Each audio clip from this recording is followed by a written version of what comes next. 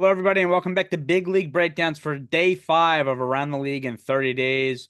The boys are back, myself, Tyler, John, and Will Bobby producing as always as we break down another team, this time the Boston Red Sox. After a productive offseason, they are looking to have a fantastic season. Of course, the addition of Alex Bregman was absolutely huge for them, and Garrett Crochet on the pitching side as well. So they're looking good this year. And John, I feel like as an Orioles fan, you probably hate hearing that. Yeah, I 100% hate it. Eh, they're just annoying.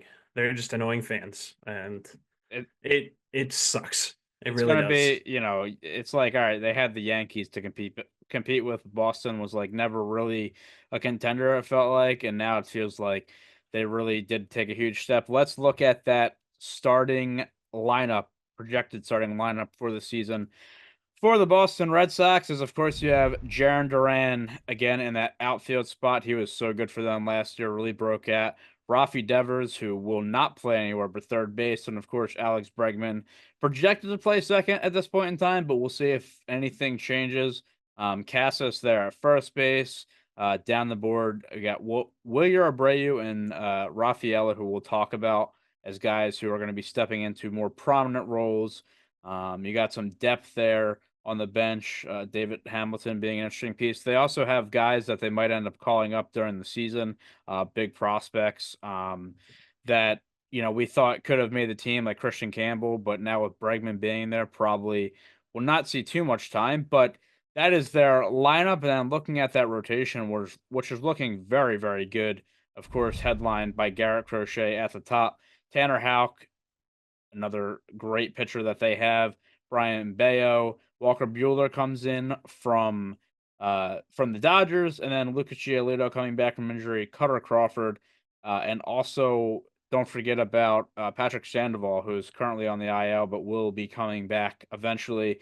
In the bullpen, Aroldis Chapman and Justin Wilson come in. Liam Hendriks as well coming back from Tommy John to hopefully secure that bullpen a little bit better than they had it last year.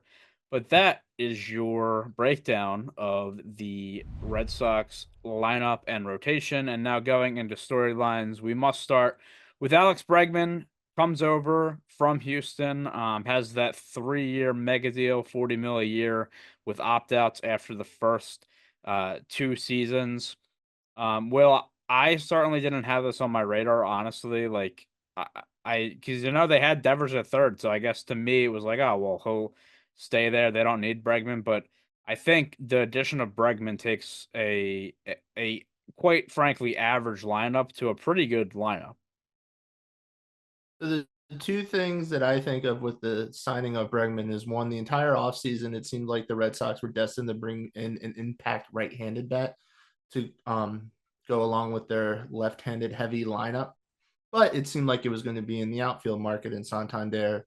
And Teoscar Hernandez, though Alonso's name was like faintly thrown around.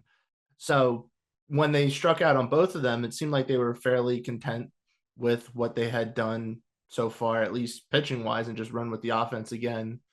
But when you have someone like Bregman stay on the market as long as he did, you find ways to bring him in, I guess. And I mean, I don't want to go into the whole whether he's worth 40 million a year or not, because he's not. But I think the big thing that I like about the Bregman signing is that while he is far from that 30, 40 home run guy that he was pre-COVID during the height, I'd say personally, of the Astros like control. At least I should say the beginning of that like peak. He's still a 90 RBI guy, will get you mid 20s in home runs. And so where he's batting in the batting order is huge for knocking in Duran, if Duran has another fantastic season, and Devers doing more Devers like things. Plus, he's a leader. That he'll be a leader in the clubhouse because of how he was a part of that Astros dynasty for what 7 or 8 years.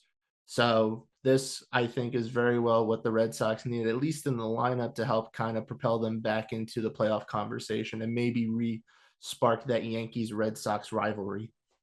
I think, as you said, he gives them a pretty clutch bat in the middle of the lineup where They were in need of somebody like that. I think the veteran leadership, as well as you talked about, and Alex Cora gets his guy back that he had in Houston. John, we know how much of an impact player he was on those really, really good Astros teams. So, what do you think he can bring to the Red Sox lineup? I mean, I think Will said it best. This isn't the same Alex Bregman that was there at the height of the Astros power. However, I do think you're getting a consistent player behind the plate. He currently is projected to hit 24 home runs with a 260. Sorry, a little bit blind here. With a 340 OBP. That to me speaks consistency, which is good for them. But I'm curious as to what that transition will be like for him going from third to second. I mean, or whether or not him and Devers will be splitting. Like when if Devers needs a DH day, will Bregman then slide over to third, sort of thing. I'm curious as to what Cora will do managing the lineup.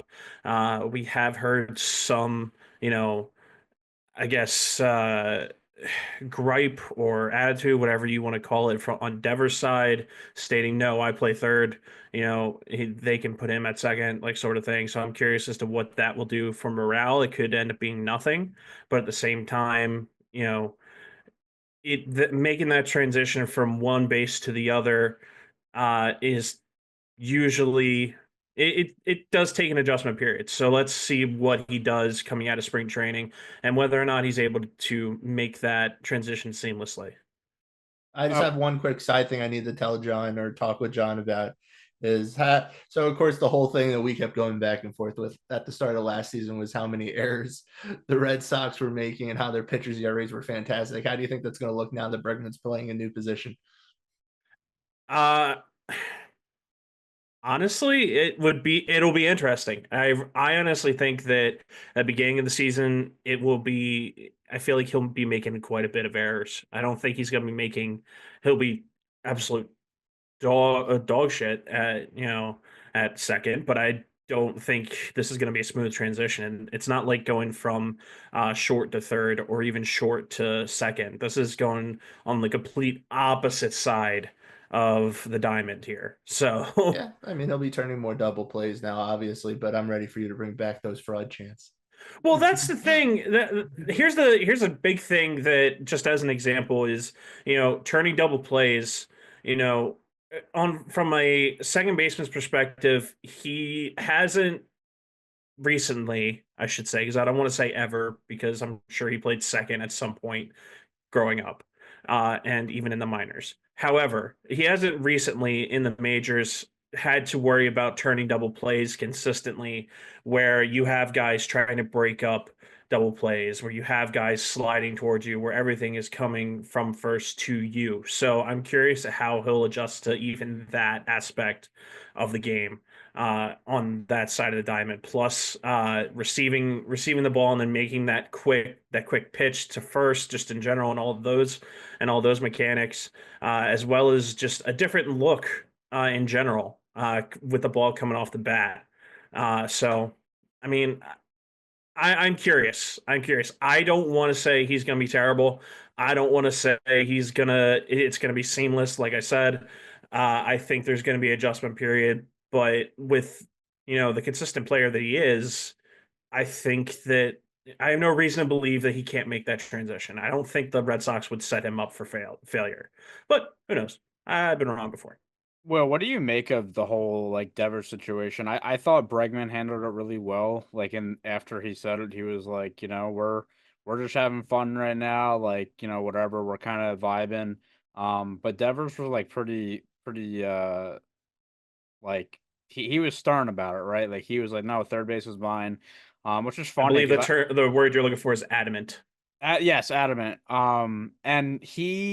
And it's funny because like I feel like a guy like him would just thrive in a DH role. Like a guy with his build and stuff. So like, what do you make it from Devers' side?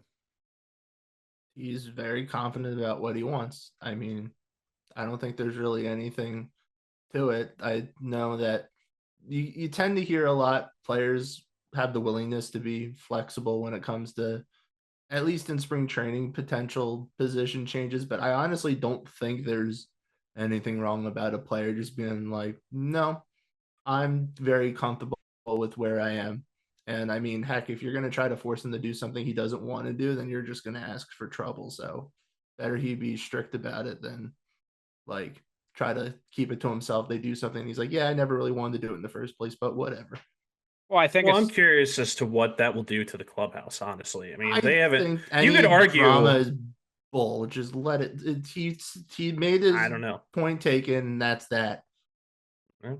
I think if it's anybody on the Red Sox but Devers, it's probably a different conversation. But Devers has been the superstar for them, and I guess you don't want to piss off your star player, but it's interesting. I think really again, Bregman handled it really professionally. He handled it And a really the best little way bit, he could, Well, I mean, and he also Bregman had to have been told when he signed the contract, we yeah, want you like to play second base, like and that's the thing that confused me potentially. too is like was Devers not aware that Bregman could be an ad for them? So I don't know. Something maybe was not properly communicated, but either way, they got two great players now in that infield, and again, Bregman really gives a boost to them.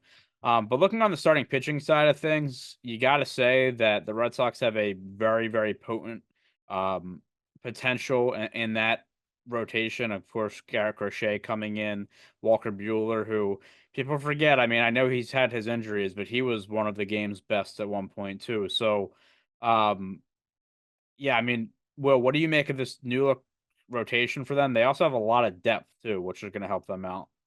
Yeah, and that depth's getting tested early because not. I mean, yeah, we know Sandoval's out for half of the season, but Crawford's hurt right now, and Bella's been dealing with a shoulder injury, so or at least some shoulder soreness, and has been slow to start his spring. So maybe starting the season with that ideal 6-man rotation they seem to have in mind won't necessarily be the case, but I think it absolutely will get to that at some point.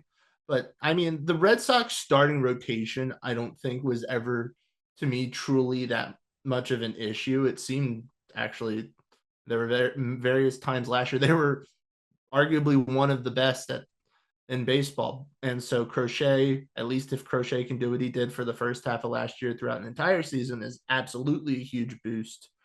And Bueller, when he's healthy, is also another key piece. They have a lot of pieces. They have a lot of ways to deal with injuries as they come. The question will be more to me the bullpen than the starting pitching.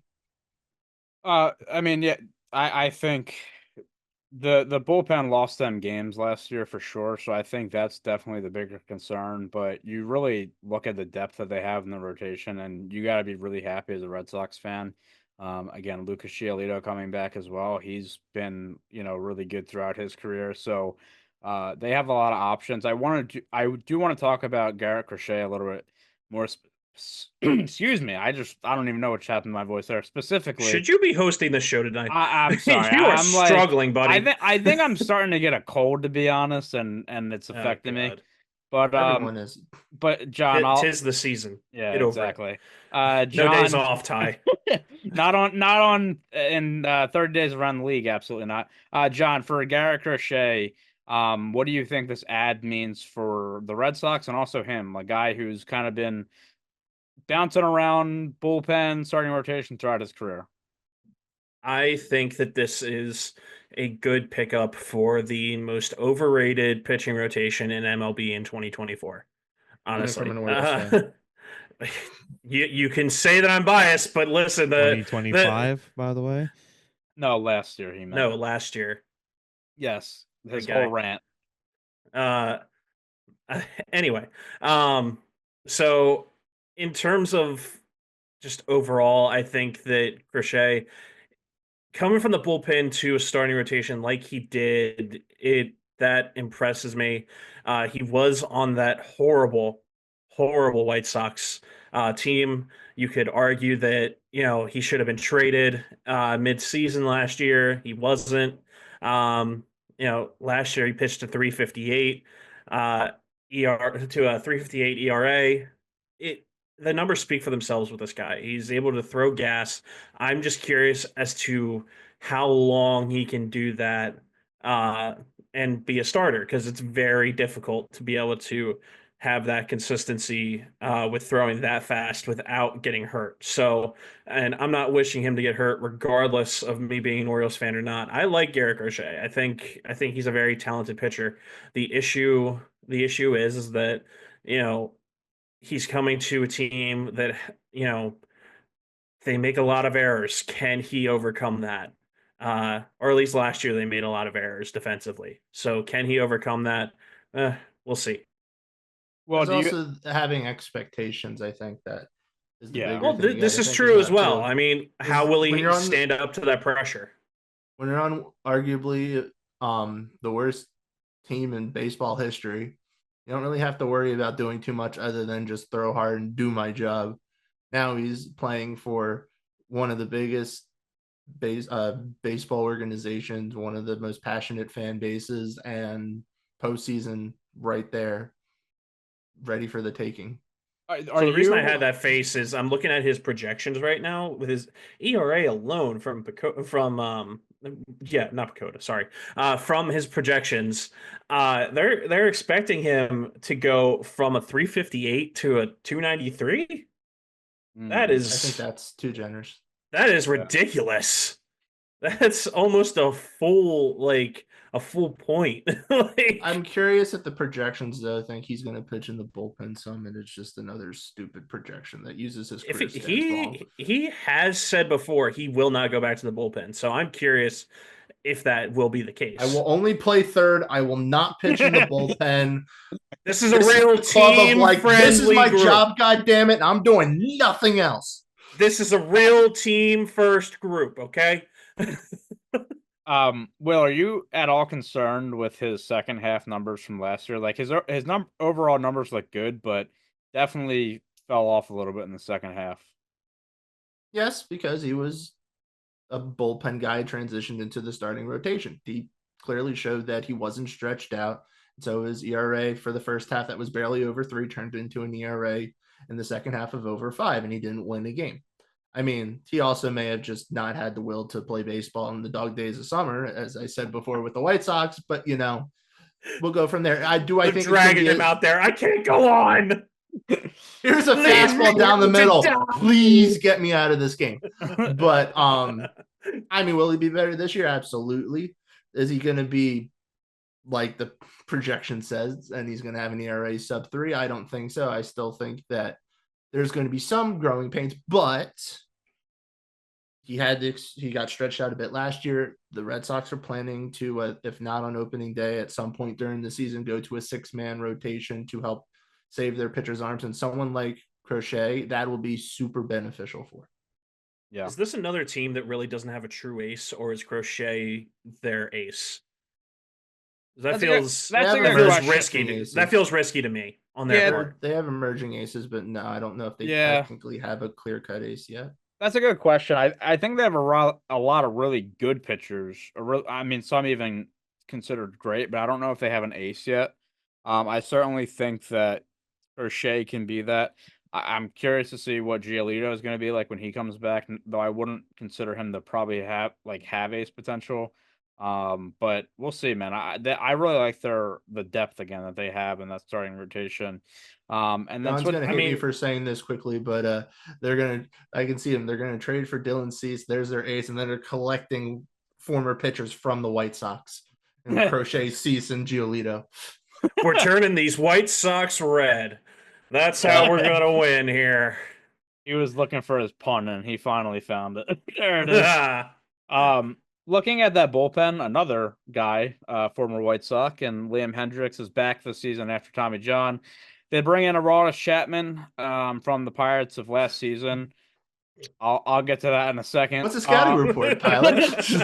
I'll get to that in a second, but as I said, I mean their bullpen really let them down in 2024. A lot of they finished 81 and 81, and I think that record could have been more pushing toward the playoffs had their bullpen not really screwed them over. So again, they have some additions, but Will, in your opinion, is it enough? Do you still have concerns about their bullpen in this season? Oh, I absolutely have concerns. I mean, Chapman, I'm going to leave to you. Hendricks is coming off of not pitching since 2023, and even that season, he only pitched in like 3 games. So to basically split closing opportunities between the two of them after losing, or I should say, just letting Jansen walk, is not ideal. Maybe playing the matchups will do better. I do think it's going to be very like it's going to be in spurts where there's going to have a period of like a month or so where it seems like that combination's on top of the world. They're amazing. And then they're going to have another month where they all seem like Craig Kimbrell. So that's what's going to throw it out of whack. And I mean, you hope and pray that one of them, probably preferably Hendricks, steps up and proves that they are the closer that they used to be. But given age, injury, and just their current trajectories in their careers, I am not confident whatsoever in the back end. Yeah, I think they Aroldis Chapman has potential to be a really good piece, and Liam Hendricks, but we haven't seen that from those guys, and of course in Hendricks' case, it's really just been like a games played thing. But we know that they have that potential to be shutdown guys. It's just, will it continue to translate? I mean, Chapman is getting up there in age, so I'm not sure. But before I answer before I give the Chapman scouting report, John, I mean, what do you think about the bullpen? Because I think if you're really looking at this team, that is probably their biggest weakness. And if you're a Red Sox fan, you got to hope that doesn't bring you down. So Chapman's coming into a bullpen that, he himself had a 3.79 ERA last year. And then you come into this bullpen who, I'm just going to go down this list: 329, 313, 397, 406, 345. And that is mediocre when it comes to a bullpen. That's not what you want. So, this, I almost wonder if they may have gotten even worse, in all honesty. I don't think this helps them. I really don't. I think Chapman, he has not been the same ever since, was it Jose Altuve, or who was it that rocked him in the ALCS when he was with the Yankees? Altuve is the one that hit. It was Altuve during the cheating scandal, because that was the home run with the whole like wiretap should he about removing his shirt or not. Yeah. Okay, that's who I thought it was. Anyway, so he has not been the same since Altuve rocked him in the ALCS. So the fact of the matter is that this bullpen is dangerous for the Red Sox, and I don't mean that in a good way. I mean that they are going to screw this up, and now I see why they are projected to be worse than what they were last year. I thought they could be, a high 80s team. I don't think so. I think that this bullpen is going to destroy their chances, just like it did last year, and they didn't address it. Look, I'll say this on Chapman, right? I think that he's entering his age 37 season. He's actually about to turn 37 in a few days as we're recording this. And he last year with the Pirates showed flashes of how dominant of a pitcher he's been throughout his career. There was times where he was fantastic, but there was also times where he completely blew up. You really didn't know what you were getting with him. It was one or the other. Like, there was no in between. It was either he was striking at the side or he couldn't hit the zone. Like, it was really bad. I mean, I'll give him credit, because when Bednar was struggling early in the season, he came in and basically became the Pirates closer and did a really good job. But then again, he just had some starts that really, really rocked him. Some starts, excuse me, not starts, some games through like September and stuff. Early September really rocked him, and then he kind of finished the season strong. But there is definitely a concern there with, if you're really looking for that consistency, reliability in the bullpen, if you're Boston, because you really didn't get that last year, I don't know if this ad is particularly going to help that. But I'll also say this: I think he still has potential to win games in terms of closing it down. Again, you just don't know what you're going to get. Is that Kimbrell confirmed? disease. Is that confirmed he's going to be their closer? No, And that was funny, and it made me lose my train of thought. No, I didn't even hear what he said. He said he has Craig Kimbrell disease. I said yeah. the Craig Kimbrell, but the question was about him being the closer. He's going to split it with Hendricks. That's what it is. Yeah. They're going to do matchups based on lefty righty situations in the final 2 innings, and if one of them needs a break, then the other one can go. And I think it'll That also be a isn't typically a situation. recipe for success. I think it's also going to be a situation too. It's like, all right, let's see what we have in these two guys. Whoever emerges as the better pitcher will be the closer. Like it's going to be as simple as that. And of course, as Will said, matchup and stuff too. But I don't know, man. Like, Aroldis Chapman is one of the like most notable relief arms, really, in our like generation, I guess, of watching baseball. If that makes sense. But again, seeing him at 37 and some of the blowups he had up He made last 100 year miles was an hour sexy. yeah, dude. I mean, I remember when he hit a like what was it, 105 against Kutch. That Yeah, it like was and yeah. and it was people went crazy. Like it was absurd. But yeah, definitely, And definitely then getting up there. then Jose Altuve took his lunch money, and he's never been the same. Yeah, well, Well, here's a number for the Red Sox bullpen. Last year it was 4.39. They over or under that this year. Over. I think they're probably around the same, but I'll go like slightly under. I'll go over. I do have I don't know. I guess I have a little bit more faith than you guys do in their bullpen. I'm not saying it's great. It's definitely the worst part of their team. But as we kind of talked about already, like bullpens are so finicky and they change year to year. So I don't really know what to expect. It's high I'll tell highs you and what high you can and low lows expect. with this bullpen. That's what it's going to be. And it's just a Yeah. matter of how they're grouped together. I'll tell you what you can expect. If the Red Sox don't score 5 or more runs every single game, they are not going to be successful. This pitching, I do think that their that's be something rotation, they could feel pressure for. their rotation is mediocre, and their bullpen I won't say that. dog shit. I think they have a good bullpen. They have a good bad bullpen. Bad. They have a good offense, and I think they have a good rotation. The bullpen, they're going to be if they are entering late in the game and they're having a lot of close 1-2 run matchups, then I'd get worried. They're going to try to score. They want to score at least 5 a game, like John said. And I was scared of this team. I am not scared of them right now. If you can keep them to a 1-run lead going into the like 6th or 7th, then you are just going to tear their bullpen to shreds. I mean, that's what the problem was last year. So I would hope for them that it gets better, but I wouldn't say that these additions truly say otherwise, I guess. At least projection wise.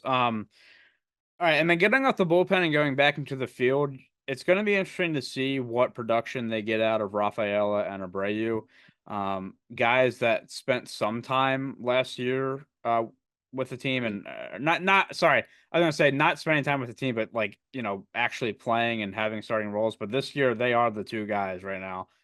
There's nobody behind them. I guess when I guess it'll be interesting when my God, what's his name? Sorry, I'm blanking on his name right now. Yoshida, I guess. Masataka Yoshida. Yeah, I was gonna say I don't know if he's gonna get outfield reps, but I know he's kind of like projected to be their DH. But it's two guys that are gonna be being in these big roles, and I think, well, when you look at their team, that's probably the two biggest question marks, I would say. So, what do you think about them in the field? Well, the dreaded sophomore slump is always something that comes across a player's mind, and both of them had very respectable rookie seasons. I have a little more faith in Abreu being productive than Rafaela in 2025 because the big thing that concerns me about Rafaela is he's a big strikeout guy and he does not walk. So when you have players like that, it feels like that, especially with a lot of exposure. At first, he may do pretty good, but teams seem to find ways for them to chase or to get them out on their front foot or whatever. And so I can see him potentially slipping. So if that's the case, he just needs to be really strong defensively to make up for it. But Abreu is a fairly not like off the charts numbers, expectations or whatever, but I think he could still hold that 250, 15 home run line that he had last year again this year and just be at least a respectable contribution. Yeah, I think so. I mean, they're going to have to replace what Tyler O'Neill gave them. They got Bregman. Yeah, well, I'm saying in the outfield, right? Like they're going to. I don't know if I don't. All right, so I don't like it whenever. I mean, I'm not saying this is 100% kind of what you're doing, but it's just you flipped the switch in my mind. I don't like it when people refer to you need to fill this offensive production at this position Yeah, when you yeah, lose someone. You right. just need to fill it, period. Yeah, And right now, with the way the team is set up, is that Bregman's going to fill the offensive hole that O'Neill, losing O'Neill left, and you're basically going to be using the young guys now playing them every day to what you had in their place last year, which I guess in the end, really, at least for one, if not both of them, they were in the lineup. But at second base, you really were pitiful offensively. yeah. I agree with that sentiment. I probably was gonna fall into that trap of like, all right, well, they lost an outfielder. You're not losing the production per se on the offensive side. It's just now you have guys that are going to basically be forced to play every day. And we'll see if they're going to be able to step up to the plate. I think they're two guys that have a lot of potential, but last year was kind of shaky at times. And again, I think that's a big part. The other thing is Jared Duran had a unbelievable year last year, and like I'm curious if he can keep that up. John, I don't know if you have any take on him or just their outfield in general. Because again, to me, if you're looking at their lineup, that's where I'm questioning things just a little bit. Oh, I think you're 100% right. I mean, the this line, excuse me, this outfield in this lineup. There we go, words. This outfield in this lineup is definitely is really a weak point for the Red Sox in terms of what these young guys are able to bring to the table, and they need to take that next step. I mean, this projection right here of on base percentage 291 for Rafaela and then 326 for Abreu. Those numbers are not really increasing from last year to this year, and that's their on base percentage. Their batting average has them at 257 for their projections and 244 respectively for this year compared to last year. Again, that is not a really, in fact, for Abreu, that's a regression. For Rafaela, that I probably mispronounced that name. I apologize. No, I think you got that. Okay. For Rafaela, that's an increase, but it's not one that you want to really see. You need them to take that next step. As far as Duran, he had an amazing year last year. Like you said, he was really a cornerstone for them. But the problem is when two, this is not a case of 2 out of 3 ain't bad. You know, that while that's successful in terms of baseball, in terms of reality and production, that isn't great. Uh, so that puts a lot of pressure on Duran. I'm curious how they're going to be defensively, being in the field, being in their respective positions the entire year. So I don't know.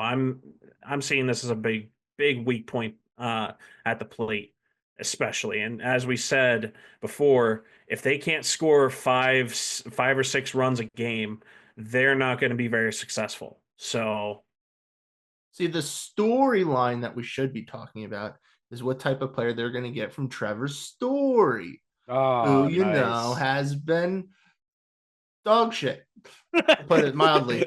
He's just another Chris Bryant, Anthony Rendon type. Like that's all he has been. And last year, he dislocated his Oh, shoulder dude, diving for a ball at the end I of was April because we were watching that game. I watched that. yes, yeah, Yeah. we were all watching it in a call. I was like, oh my He god, just his arm dove and was fell like out. grabbing his arm. It's Yeah. like, all right, he's done. He's done. Done. Game over. Yeah. So I mean, yeah, he's the guy that they signed before all these guys were coming up, or any of the free agents that they've been bringing in offensively or in the pitching market. It's just that they were wanting him to be the 250, 20 home run guy that could be a centerpiece in their lineup, and he's been like 220, maybe 10 home runs, and if he plays 100 games, then I guess good for him. He took a lot of energy drinks. So Yeah, I mean, I would throw out last year if I were him with regarding his stats, Last year, because and the year he didn't before, and the even year before finish. that. No. I'm in terms of like and looking at him analytically, his batting average and his on base percentage the year before last were terrible. They 203 in 2023 for his batting average and 250 in his on base percentage. That is horrible. And for his projection of being 227 for batting average and then projecting of 299 for on base percentage, that's not even mediocre. That's just bad. Like you I- got to Probably be better, accurate. man. So I was It's Well, the accurate, thing that but was he's always got to be bad better. the thing about Story that was always questionable with whoever was going to sign him the free agency that he was out there was that he has bad career numbers or had bad career numbers when he was leaving the Rockies on the road. So it was like, you're going to put him in a ballpark that's not Colorado with the thin air and hit a pop up, it goes 400 feet. What'll that do to a guy? And look what happened. You got mediocre. Yeah, so I was wondering when we were talking about Bregman, I was thinking about bringing this up, but I wonder, and I guess injury or potential injury is going to play a role in this, but I wonder if they would ever like think of, if he's struggling or injured, having Bregman play short and then bringing up a guy like Christian Campbell, because Bregman does have reps at short, and I feel like, shortstop is obviously such a big position defensively that maybe you would want him there, but Is I'm he I'm fast not enough sure. though? Yeah, I'm not sure, and that might hold him back. But they are. This Red Sox team clearly doesn't care about defense. Yeah, that's true. I mean, mean, they're As really long as they can talking get, up. as long as you can get the routine jobs done, that's about all they care about. As for extra stuff, whatever. Ty, I'm gonna point out to you why you don't want to do that because at his age, if he was younger, say he was like 24 or something like that, yeah, you could make that transition and this year he, will adapt to that. He's 30. Yeah, He's slowing down. He's hitting his prime. Going from third to second is going to be an adjustment. Going from third to short would probably be impossible because of it being much quicker and having to be much deeper in terms of defensively in the field, positioning wise. yeah. I think he's probably best, as you said, suited at this point for second. But I just do wonder. They are really talking up Christian Campbell. So again, if there's something with Story, like I don't know if Campbell would then play short, but we'll see.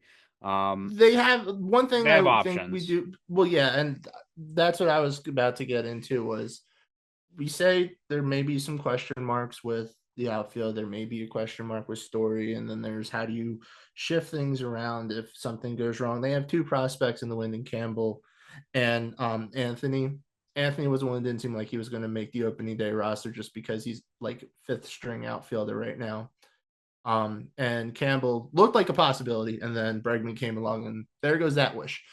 But if they have any issues in one of those areas, outfield or infield, they have two young guys that they can bring in, and they can move people around. If Yoshida could go in the outfield if someone is struggling, Story goes to DH, Campbell. They're going to have a lot to play around with as long as they can, and then they'll figure out what their team is by the trade deadline and what they want to be for the last 2 months. Yeah, looking at the last point of this of just, how do these additions in the offseason, what's their playoff outlook for the Red Sox? I do find Bacota's win total for them interesting. It's 77. Well, we'll round up to 78. Because to me their team got better. And that's 3 less wins than they had last year. So I don't know if you guys want to talk about this number when you talk about their playoff chances, but Will, I'll go to you first. Do you think this is a playoff team? Do you think they could maybe compete for the division? I don't think they're going to compete for the division, but I definitely think they're going to be in the playoff chat, and they should be. I don't necessarily think they're going to be an easy team that makes it in, but I believe they're at least a few games better than they were last year, not 3 worse. Yeah, that's what I don't know. Again, Bakota, like we have our opinions about, but Dakota. yeah. Peace. I don't know what the rest of that stands for. Oh shit. I like it's interesting. John, First word is peace. Last letter of that is ass. that we works. just take turns plugging in the rest of it. Yeah. We'll figure it out by the end of this 30 around the league in 30 days. John, the AL East, as you know, is always really competitive. So I can definitely see why them competing for a division is maybe out of the question for this year. Not out of the question, but it's going to be very challenging. Do you think that they'll be a playoff team? Here's the thing: is that when you look at the American League as a whole, and that's what you're competing with, you know, it's when you talk about just playoffs in general. I think that it's too much of a hill to climb with these young teams in the AL Central, like the Tigers and the Royals. One of them has to take that next step and be a for sure playoff team. In terms of you know one of them has to be a for sure playoff team in terms of taking the next step.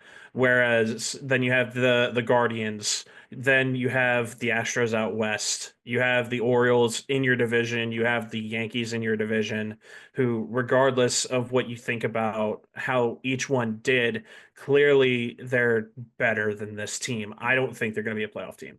I really don't. I think that they're asking for way too much to go right offensively for that their defense and their pitching is going to let them down.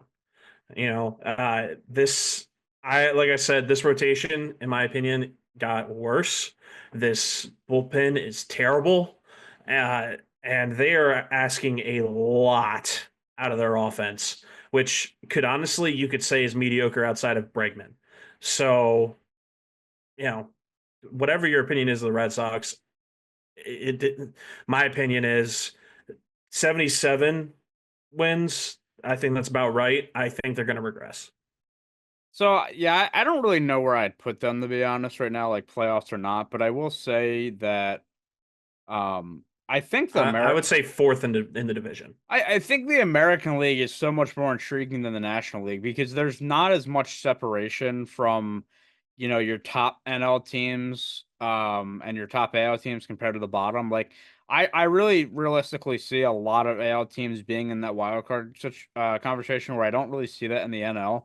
So I guess when we get to our, predictions video, which will be right before the season starts, I'll kind of dive more into that. But I mean, I think they at least as a whole, and I think, well, you might have touched on this, or unless we were talking about it offline a few days ago, with you know the Rays are the Rays. They always seem to be about a 500 team. I'm not sold on the Blue Jays being like a terrible team this year. I don't think they'll be a playoff team, but I think they'll put up a fight. Um, you have the AL Central team, so I feel like if they were in the NL, maybe this is a different conversation. But with them being in the AL with so many teams, I think going to be kind of in that wild card situation. It's tough for me. So I'm not really sure. But to me, I wouldn't say they regressed. I would say they got better. But how much better did they get? I don't know. Like, we'll have to see. Are they like an 83, 84, 85 win team? I'm not sure. I do love the addition, of course, of Bregman, but still a lot of questions that we don't have answers to right now. So we will see what happens with that. But that is all for day number 5 of Around the League in 30 days with the Boston Red Sox. We will be back for day 6 and the Chicago Cubs up next on our list. Make sure to follow us on Twitter at BL_breakdowns, big league breakdowns everywhere else. Make sure you subscribe to the channel if you like the content, like the video if you enjoyed it. We are, again, doing 30 straight days of content. It's been a grind, so all the support is appreciated. But until next time, we will see you later. Wear your seatbelt.